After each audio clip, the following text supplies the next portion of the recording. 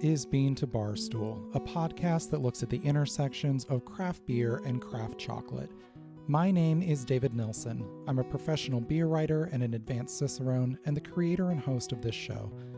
The music for this episode is by my dear friend, indie folk musician Anna P.S. You can find out more about Anna's music in the show notes or at her website, annapsmusic.com. You can find links and information about our guests in the show notes as well. I hope you enjoy this episode of Bean to Barstool.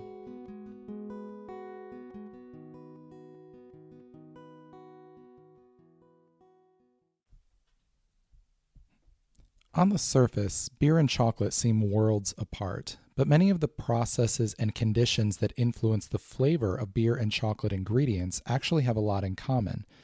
For example, fermentation plays a role in both. In beer, this is part of the production process itself, but in chocolate, fermentation exerts its influence long before a chocolate bar gets made, with raw cacao being fermented just after harvest to develop flavor and ready the beans for use. Roasting can also play a significant role in both beer and chocolate, with most chocolate beans and many specialty malts for beer being roasted at high temperatures without being burned to develop color and flavor. This leads to many dark malts often used in porters and stouts having chocolate-like or chocolate-adjacent flavors. Additionally, differences in varietals within hops and cacao, as well as issues of terroir with each, have major impacts on ingredient selection for beer and chocolate. And then there's the seemingly endless list of flavor additions, ingredients beyond the basics needed for producing beer and chocolate that modern brewers and chocolate makers experiment with to produce new flavor combinations. Some are familiar and comforting, some are unexpected and challenging. In either case, curiosity is rewarded with new experiences and new insights. Those commonalities in the way flavors are developed and layered to create beer and chocolate lead to natural partnerships between these two worlds, with breweries and chocolate makers working together to create beers brewed with cacao or chocolate infused with beer or its ingredients. The common ground for these collaborations goes beyond ingredients, though, to include the cultures and ethics behind both craft industries. Craft beer and bean-to-bar chocolate seem made for each other, and more, we're seeing them made together. Asheville, North Carolina, sits on the east side of the Blue Ridge Mountains, about 35 miles from the highest point in the United States east of the Mississippi. It's a mountain town, both in geography and culture, with a loose, outdoorsy mood that belies the town's steady growth and numerous industries.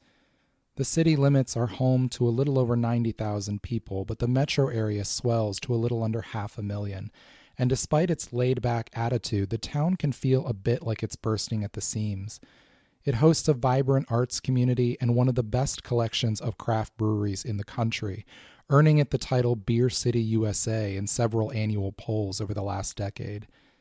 National craft breweries like Sierra Nevada, New Belgium, and Oscar Blues all have production facilities and tap rooms around the city, and close to 50 other local breweries operate in or near Asheville, including highly esteemed names like Highwire, Highland, and Burial. There are other artisan food producers in the city as well, including French Broad Chocolates. French Broad takes its name from the river that flows lazily through Asheville, and they make single origin and inclusion bars and bonbons for retail sale and other confections for their cafe downtown. French Broad frequently collaborates with local breweries, big and small, and has forged a particularly fruitful relationship with Burial Beer in the hip South Slope neighborhood. This partnership has gone beyond a one-off collaboration to develop into an ongoing creative union, built around the friendship between French Broad co-founder Jael Rattigan and Burial co-founder Jess Reiser. We heard from Jael and Jess in the last episode, where they shared insights on the differences between beer and chocolate descriptive language. In this episode, we'll hear from them about the collaborative processes between their artisan businesses and their individual reflections on beer and chocolate. I spoke with Jael about her own relationship with craft beer and French Broad's frequent collaborations with Asheville breweries. So I want to talk about the relationship that you have with a lot of the craft breweries there around Asheville. Before we jump into actually talking about those specifically, I want to hear your relationship to craft beer. Are you a beer drinker? Yeah, I've had, beer has been my beverage of choice for most of my life. And I started drinking before it was called craft beer. We just called it good beer when I was in college, which was, the early to mid 90s. So I went to college in Madison, Wisconsin, and we had a couple good breweries there. Even back then, New Glarus was around, and I think there was an association of dark equals good, which I think is a novice sort of opinion of that is shared in craft beer, specialty coffee, and chocolate, where you sort of have this.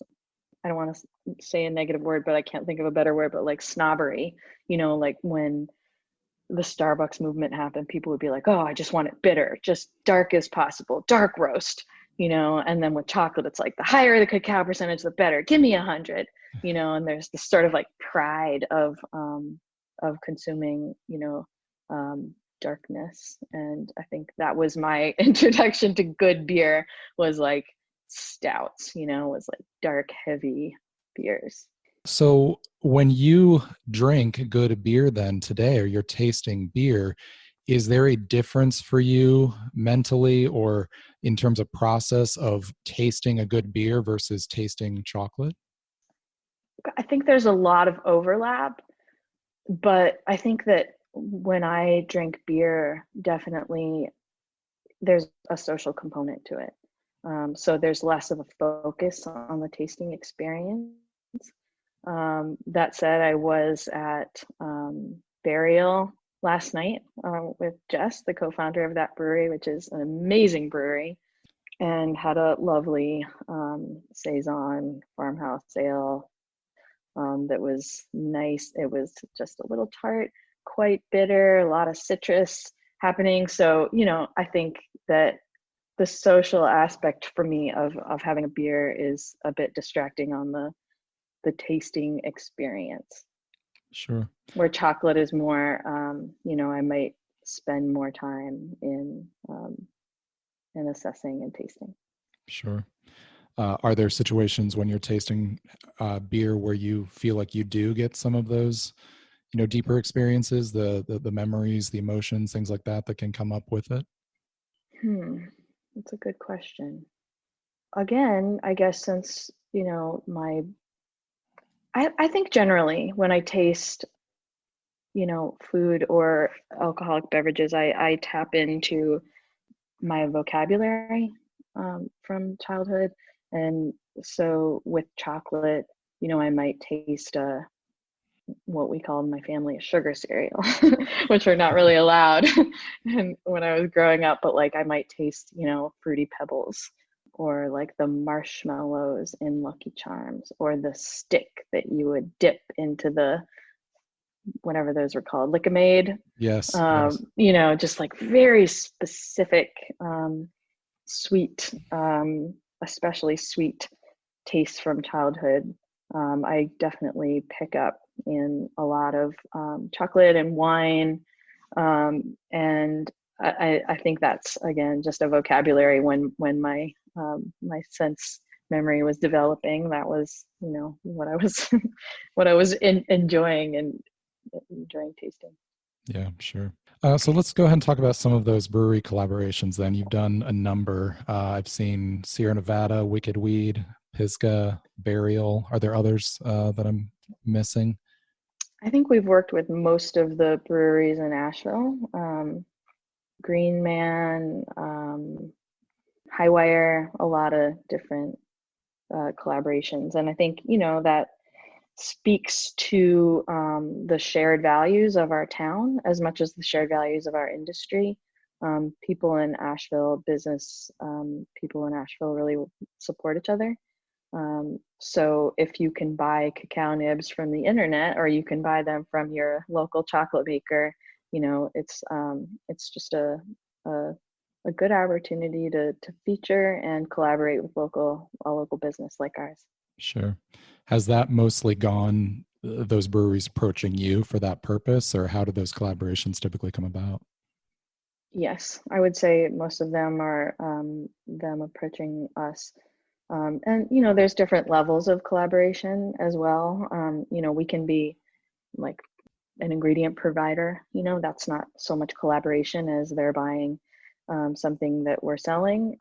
Then there's, a deeper level of collaboration, which might be like, here's what I want to make. I want to make an IPA with chocolate. Like, what would be a good way to infuse the flavors of cacao into this kind of beer instead of this one? And we'll talk origin, and we'll talk roast profile, and we'll talk different constituent parts of the cacao seed. Like, we've used husk in some beers, we've used nib in some beers, we've used just whole cracked beans, which include both of those components.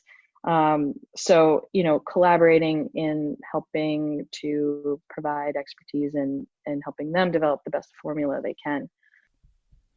We talked in the last episode about the freedom within craft chocolate to use nostalgic or whimsical language. And I thought it was interesting there that even when Jael described beer flavors, she employed nostalgic language from childhood. When I talked with Jess Reiser, co-founder of Burial Beer, she explained the organic way the friendship between French Broad and Burial Beer began, her own relationship to craft chocolate, and why these artisan products are so suited to each other. Tell me a little bit about how the relationship began between Burial and French Broad. Absolutely. Well, Jael and Dan have always been kind of business owners in Asheville that I've personally looked up to. They kind of have a similar story, like origin story, as far as, starting in a very grassroots manner. They started very small out of their home. And we started our brewery as a nano brewery, a 1-barrel system. And, also did it, at a time in Asheville, where tourism is certainly not what it is today. And they have two young, well, their boys are preteen and teenager now, but I also have two boys, and kind of similarly, their kids were born kind of during and right after the business started. And so there was just a lot of like personal relatability there. And then, furthermore, from a business structure standpoint, the business is very similar. So there's a wholesale component, there's a retail component, and there's a production component. And that's identical to how our business functions too. I remember a few years ago just feeling crazed and it dawning on me that we were running 3 different businesses essentially in one. And so Jael and I have, become friends over the years, and just, colleagues, kind of leaning on each other for advice, usually me more so with her. But just their product is just such high quality and their branding is so beautiful. And they're such intentional individuals when it comes to how they run their business, and the products that they put out. And so it felt on many levels like a very, natural fit, and just kind of, happened kind of organically, both being in the South Slope. I mean, there were just a lot of, again, parallels between us as people and the businesses. Sure. What was your experience with Bean to Bar chocolate before French Broad, or was that your introduction to that world? I would say, we lived in Seattle, and there is this place called Theo's Chocolate. And so my experience prior to French Broad was that there was this chocolate place, and they had samples out. And so I would get to go and like eat all of these samples essentially, and clearly recognizing that this was, very, like craft chocolate. So like, again, high quality, intentionally made chocolate. The education piece of like bean to bar didn't come into my space until French Broad. And I think that they do such a great job of educating their consumers on that process, whether it's, being at the factory, kind of reading through that process and how they've created an environment where you can actually, as a consumer, see into the production facility, or even the little tags that they put in their chocolate bar packaging, does a lot of kind of explanation surrounding the process that they go through, and the farms that they work with, and it's a super fascinating process all together, and it's a complicated one too. And so there's a lot of people involved, and a lot of time and relationship building, and so yeah, it's incredibly impressive. So now that there's an existing relationship between Burial and French Broad, when there's going to be a new collaboration, like you're going to do a beer that uses their chocolate or a chocolate that uses your beer, what is the process for actually developing what that end result is going to be? Well, it starts, we're fortunate that a lot of times chocolate and beer go really well together, both from a side-by-side pairing, but also like chocolate works well in beer. And then also when you think about kind of adjuncts that are used in beer, so your chocolates, your almonds, your peaches, things like that, also work really, really well in chocolate. And so there's a lot of opportunities, which is great. For us, we get together and we think about just that, like what will work in both this beer and in this chocolate. And so, and kind of with the mindset of how can we make them taste similarly. So in the two releases that we've done recently, it's less about kind of like complementary flavors as far as the pairing goes, which, you might get at a restaurant, when you go to a prefix dinner or something, where this is really kind of like two different forms, one liquid, one solid, and utilizing a lot of the same flavor components to have them taste, very similarly. Two versions or visions of the same flavor combination. One a liquid beer, the other a solid chocolate bar. Jael dove in to explain more about this experiment and to explain the depth and breadth of these creators' collaborations. We'll be right back. Hey everyone, Final Gravity Issue 5 is now available in the shop on beantobarstool.com. This fifth issue of our zine telling personal, human-centered stories from the world of beer is full of great articles. Bono Segudu tells the story of the South African beer style Umkombothi, poignantly explaining its role in her culture and the importance in her family's celebrations and milestones. Maria Krugliak writes about discovering the Portuguese half-pint after moving to Portugal during the COVID-19 pandemic. Amanda Bruns and Obakeng Malope discuss the water spirit Mamuhaswa and the collaboration beer they brewed in her honor. These and numerous other stories fill the 56 pages of this zine. We've expanded it and added a few features for this issue.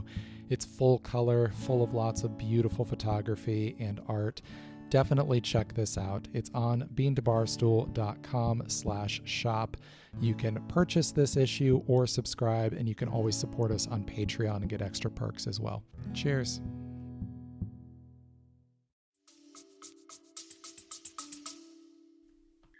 We've gone even deeper with Burial. You'll actually see a release tomorrow of a true collaboration in which we developed a beer flavor profile together. And I don't know if you know much about Burial, but they're the coolest. I do. I love Burial. Their beers are just, outstanding, and their branding is so interesting and beautiful and confusing sometimes, just like the full of paradox. And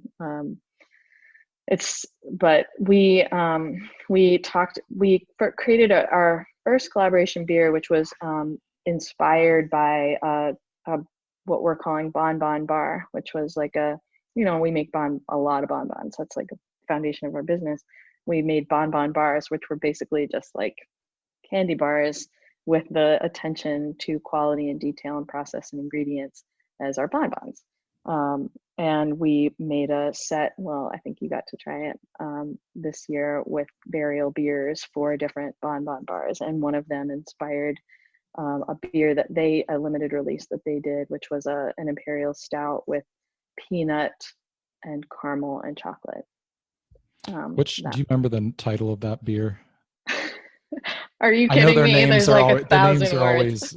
they're like full poems, their names. Right. I had a friend who just got back from Asheville this weekend and brought me 2 of their beers that were done with you. Oh, cool. One was I was Particles Among the Sky. Yes. Something. Was that it? That was it. Okay, yeah. Great. I have so that. I just had to. Oh my God. It's so good. If you happen to have any of those bonbon bars left, there was one, the peanut stout caramel. Mm-hmm. That was the collaboration. So the caramel is made with their imperial stout, and the ganache is made with their imperial stout, and then it's got roasted peanuts. So they are excellent together. It is super fun to enjoy them together. Highly recommend. Just a little background on the name. That like Doug is, I think, like the creative sort of guru behind the poetry names. So he was tapping into this feeling from this kind of remote life that we're all living, and Zoom meetings, and conjured a memory of Mike TV from Willy Wonka and the Chocolate Factory. Oh yeah. Do you remember that character? It was one of the kids. Vaguely, yeah. And he was the first human to transform into TV waves. And so he became a million particles, from his human form into the TV form. And when he came out, he was a tiny little person, had to be stretched out. But that was the inspiration of the particle man, as we call him. And that was the inspiration of the beer. From there, actually tomorrow there's a release. So they do a limited, release of imperial stouts, and then they do sometimes a kind of riff on that stout. So just something a little bit tweaked to do a second release. And so that's tomorrow. And the inspiration, and this was like, I felt I had so much fun partnering with them on this aspect of the creation process.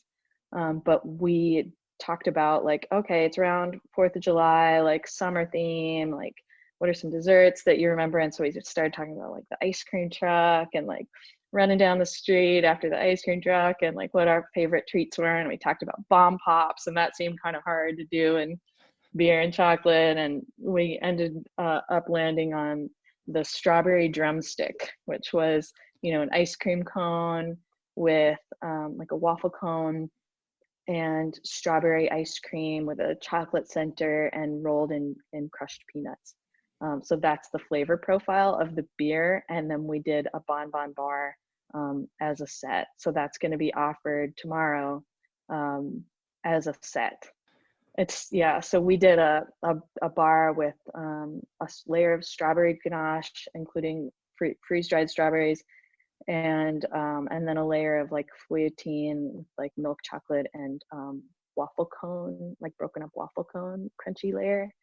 And then it's enrobed in milk chocolate and covered in roasted peanuts. So it definitely like conjures up that flavor profile of the ice cream truck. And then the beer was designed with that same flavor profile in mind, and the branding is a riff on the particle man. So I'm really excited about that collaboration. And then we've got another one that we're working on after that. So the depth of collaboration can vary, but it's amazing to be in this town of Asheville is so focused on craft beer, and to work together to pair chocolate and beer.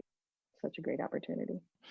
So when you and Burial decide to do a collaboration, you just sit down in a room together and start throwing out ideas? Are you tasting things as you're doing this? How does that collaborative like brainstorming process actually happen? Mm-hmm.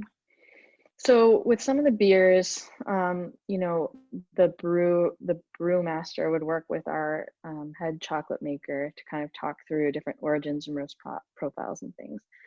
With this one was more of a creative birthing process that like I got to contribute on the name of the next the next collaboration.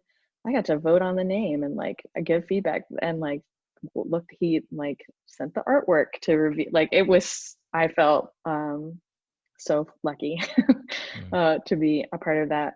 So I think it depends on the collaboration, anything from like email back and forth to phone calls to meetings to, tastings. Sure.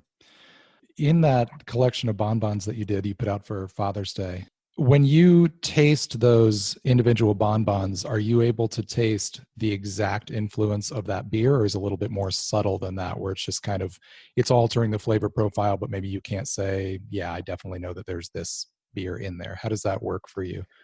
Yeah, I think it's more of a taste feeling. You can taste that this caramel is made with IPA, but maybe you can't decipher that it's a Surf Wax IPA. You can taste that it tastes stout, like it tastes like a good dark, bitter, deep flavored, robust beer, but you might not know which imperial stout it is when you taste the candy bar. So yeah, I think that there was a coffee. We used a coffee porter, and that again was you definitely taste coffee and you taste porter, but you might not know specifically that it's this batch, this release. We'll be right back. Hey everyone, my book on pairing craft beer and craft chocolate is available now on Amazon and on the Bean to Barstool shop. Pairing Beer and Chocolate, a guide to bringing the flavors of craft beer and craft chocolate together, is out now. This paperback book explains the process of pairing beer and chocolate, includes a guide to hosting a pairing at home, walks through dozens of beer styles to provide style-by-style pairing guidance, and gives room for taking your own pairing notes along the way. This is the only book on pairing beer and chocolate available.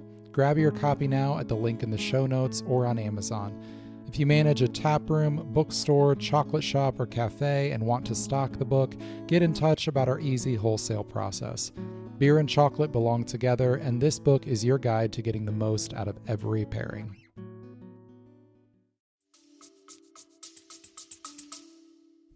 Jess described some of these recent collaborations from the brewery's perspective, and also explained the role of art design and beer names in helping each beer to tell a story.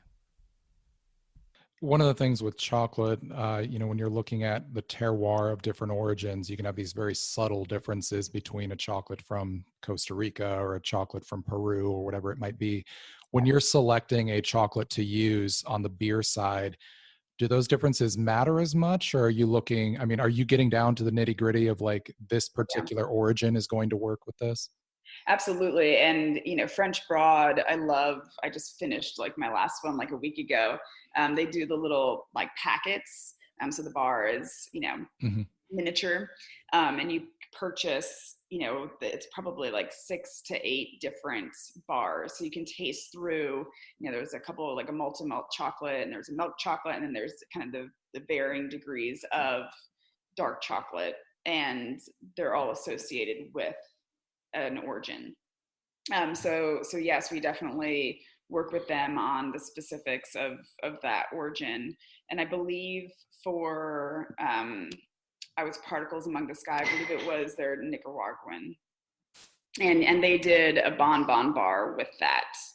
So I think, for that one, you're just looking at you're hitting on all of the kind of the sweet, delicious, kind of can't go wrong flavors, right? Of caramel, peanut, vanilla, and chocolate, of course. And the bonbon bar, thinking as well there, where it's a layered chocolate bar.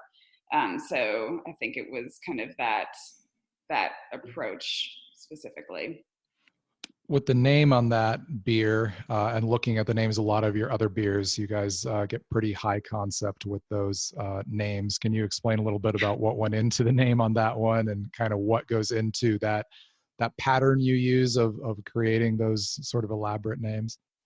Absolutely. Well, I'll have to first admit that it's my husband Doug who comes up with all of the names. And so this is, trying to get into his brain. But so the three different collabs that we've done with French Broad recently were the I Was Particles Among the Sky, and that was that chocolate, roasted peanut, caramel, vanilla bean, and lactose. And that was inspired by Willy Wonka, and specifically Mike TV.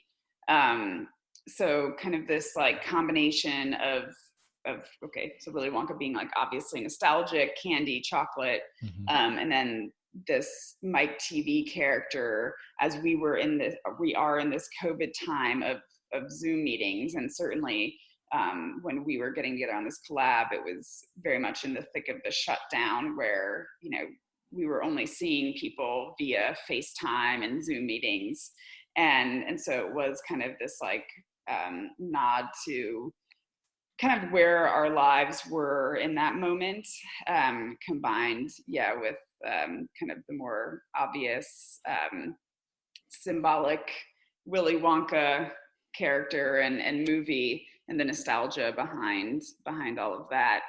And then the other one was from Precarious Places, which is a golden sour ale with white chocolate and Carolina peaches. And French Broad released a really beautiful white chocolate bar that was made with peaches as well, and had some, I think it was like dark chocolate, just kind of sprinkled on top.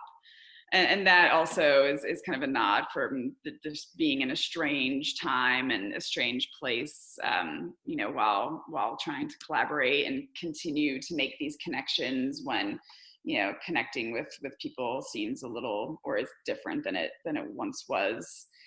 And then the last one was the bounds of visionary unreality will exist nevermore. And that one I do not know.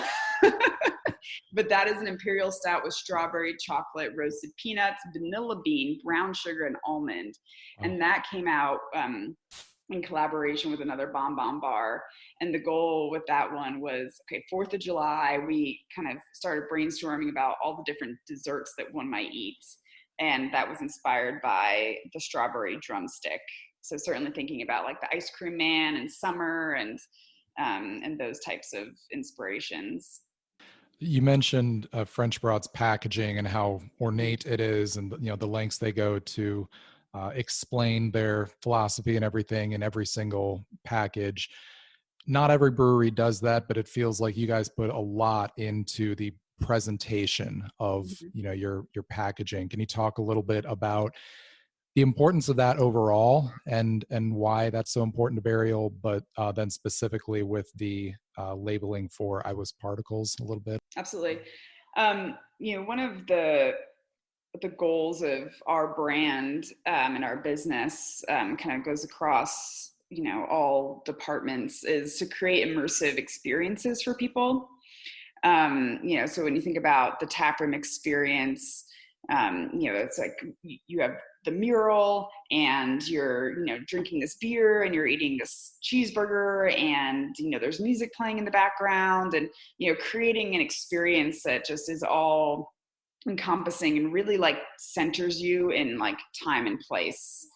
And so we feel that way about our cans and our packaging, or bottles, as far as, how do you create that immersive experience for somebody who is taking beer to go or has purchased your beer, from a store.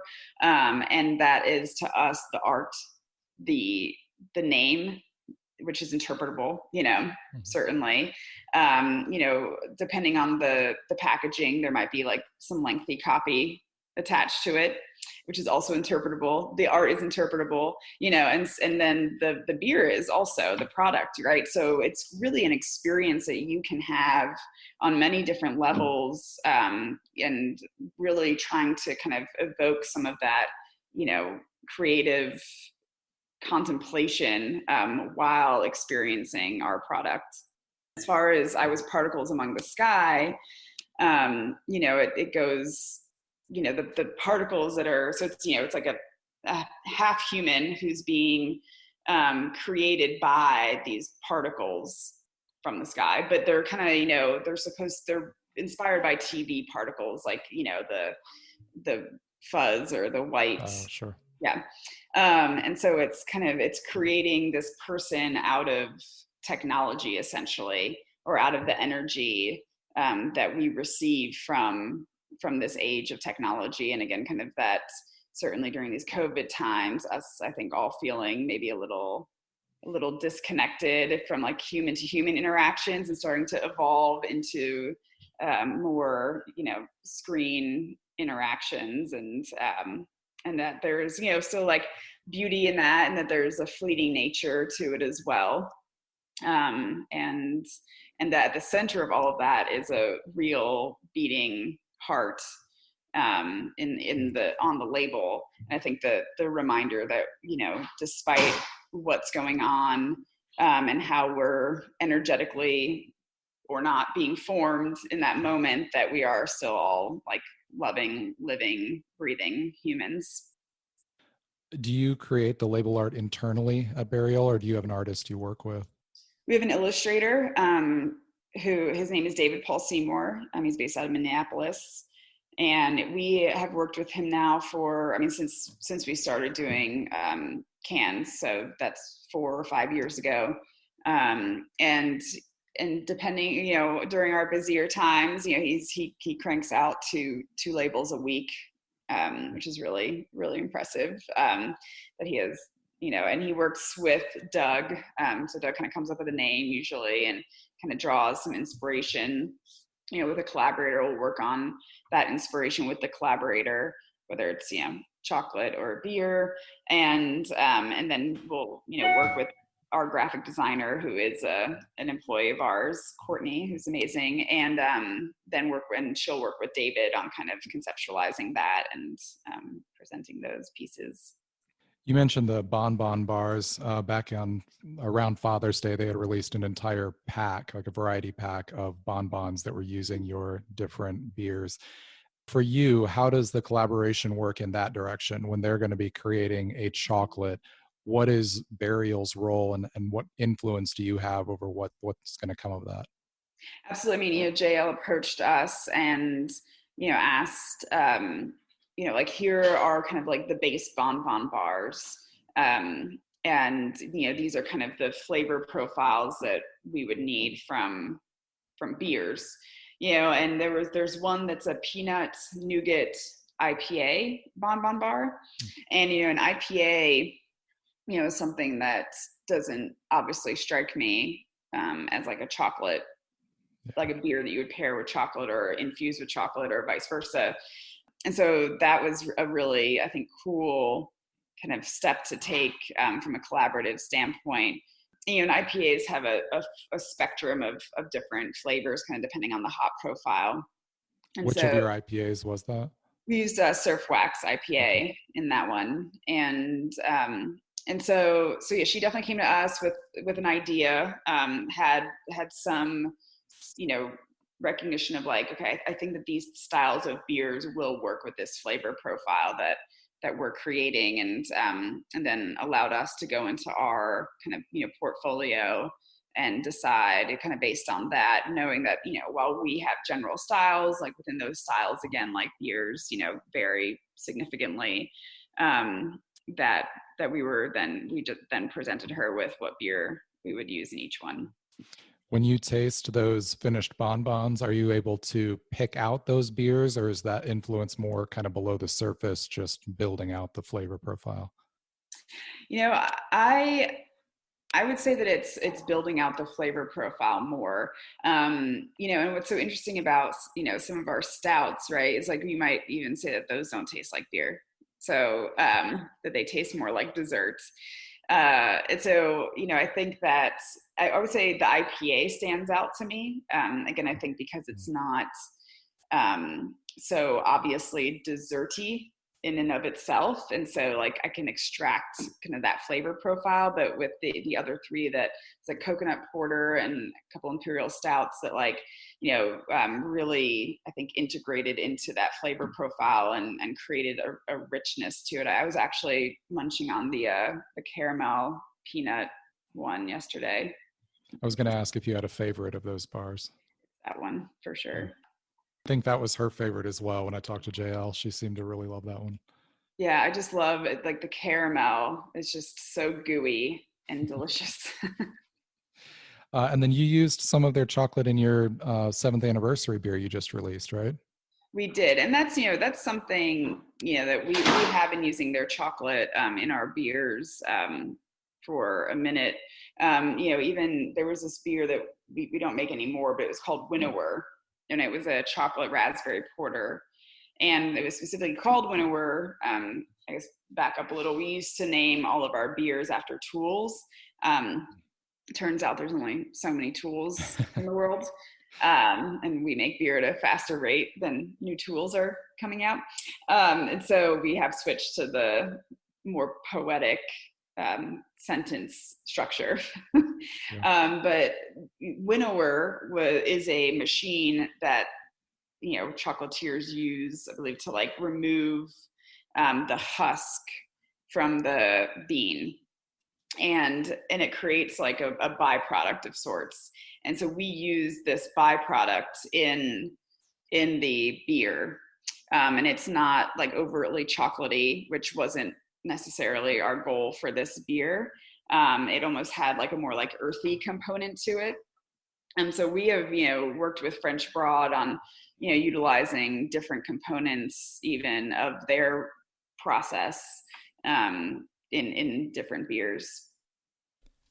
I Was Particles Among the Sky and My Existence Became Nevermore is an imperial milk stout made with roasted peanuts, caramel, vanilla bean, lactose, and, of course, Nicaraguan cacao from French Broad Chocolates.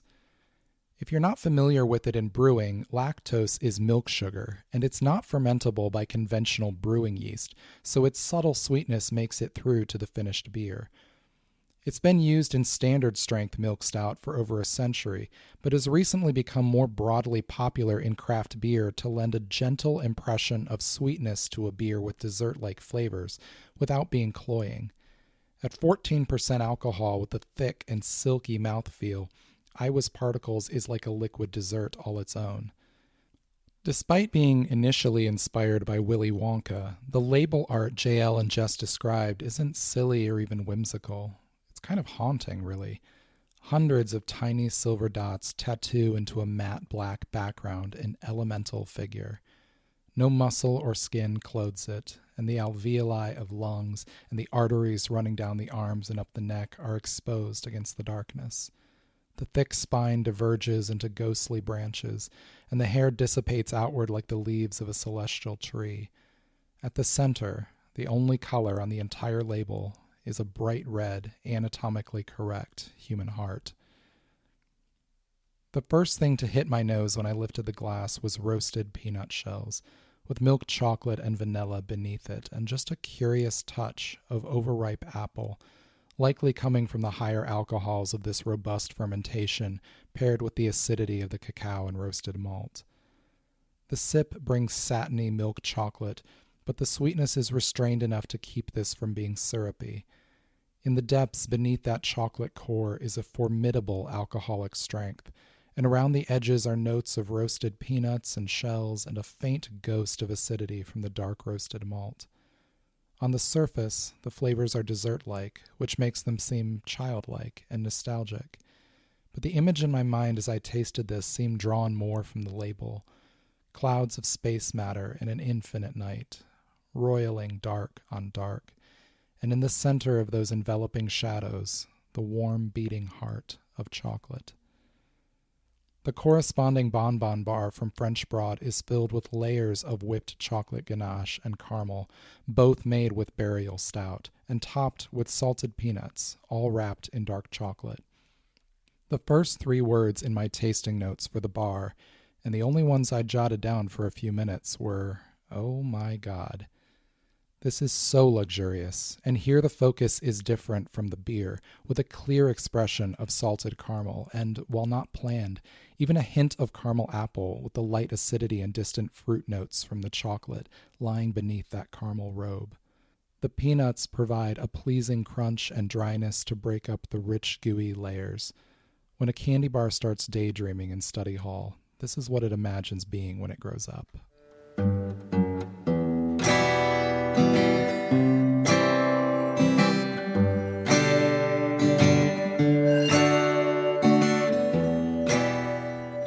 As French Broad and Burial demonstrate, craft beer and bean-to-bar chocolate are ripe for creative collaboration.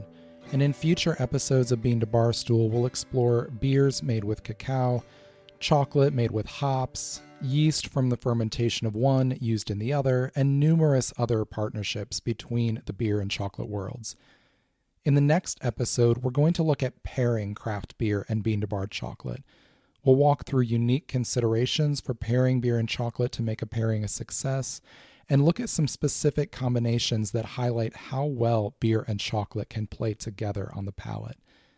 You can find more information about my guests, Jael and Jess, in the show notes. The music for this episode was performed by my friend Anna P.S. You can find out more about her in the show notes or at her website, annapsmusic.com. I hope you enjoyed this episode of Bean to Bar Stool.